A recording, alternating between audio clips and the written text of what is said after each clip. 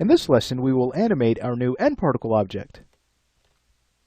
Now we need to animate more than just the rate here. We also need to factor in the particle speed to make sure that as the doors open initially, there's a burst of steam, and then as they open more, we'll have the steam start to kind of billow out and disappear.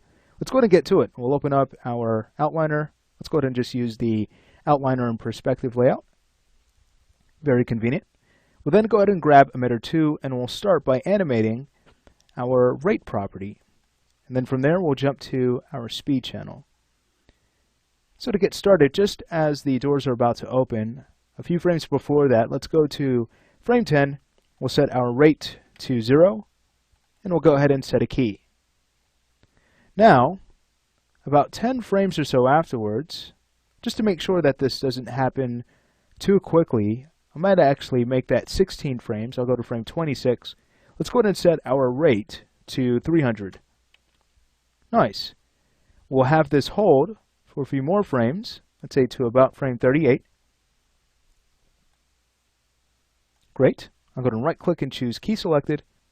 And now, a few frames after that, we can go to about 45 and set our rate to 0. Fantastic. So now when we hit play, take a look. There they are, and then they'll start to die off. Very nice. Now speaking of that, I'd almost like to decrease the lifespan of these particles to about a value of 2 instead of 3. I think they last for a bit too long. Let's go ahead and do that. We'll grab our particle object, and we'll jump up to our lifespan dropdown. Let's go ahead and set the lifespan to 2 for both the lifespan attribute and the lifespan random attribute. Alright, nice. Let's go ahead and play this back. I think that's much better. Because remember, it's just a burst of steam. Now speaking of that, it's time to go back to the emitter and animate our speed property. So on about frame 17, we'll go there and we'll set our speed to something really low. Let's say to about a value of 10 so that the particles don't pour through our door before they should. We'll go ahead and right click and choose key selected. Now, just a few frames after that, let's say on about frame 22, we'll increase this quite a bit to about 1000 so they'll burst through the door as it opens. Sweet. And then let's start to gradually have that drop.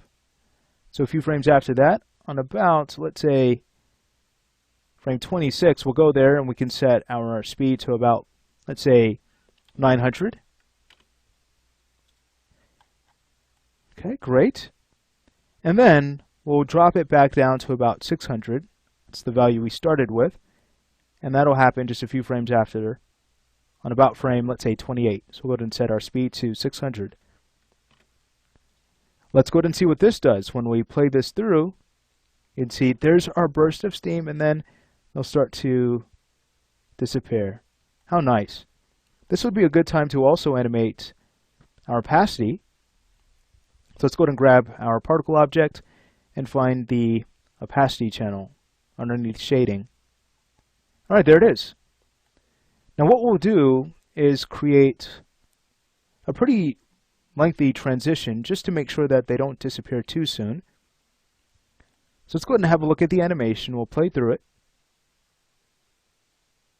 Alright, great. So just as they're starting to die out, on about frame 75, we'll go there and we will keyframe our opacity channel. Now, we'll move to about frame, let's say 115 or so. That should be more than enough frames for us to drop the opacity down to 0. Let's go ahead and see how this looks. Let's hit play. Fantastic, and then they'll start to disappear. I like that timing. I think that we can do that for our first particle set as well. Maybe delay the timing just a bit. Go ahead and hit play. Alright, sweet. Yeah, I think we can do that for the first particle set that we made. So we'll just go ahead and lengthen our opacity just for a few more frames. We'll go to Window, Animation Editors, and grab the Graph Editor. We'll go ahead and find our opacity. Let's go ahead and press the F key. There it is. We'll also go ahead and control click to grab the opacity scale. we can go ahead and grab our last two keys here. We'll hold down Shift and we'll go ahead and start to drag them out just a few more frames. Great. So the key that's a part of the opacity scale, its N key, is on about frame 35, and then the key for our opacity is on about frame 150. Let's go ahead and see how this looks. We'll hit play after starting back on frame 1. Super exciting stuff. Let's go ahead and see how they vanish, and I think that looks much better. By just increasing the time it takes for them to disappear, to smooth that out a bit more. Wonderful.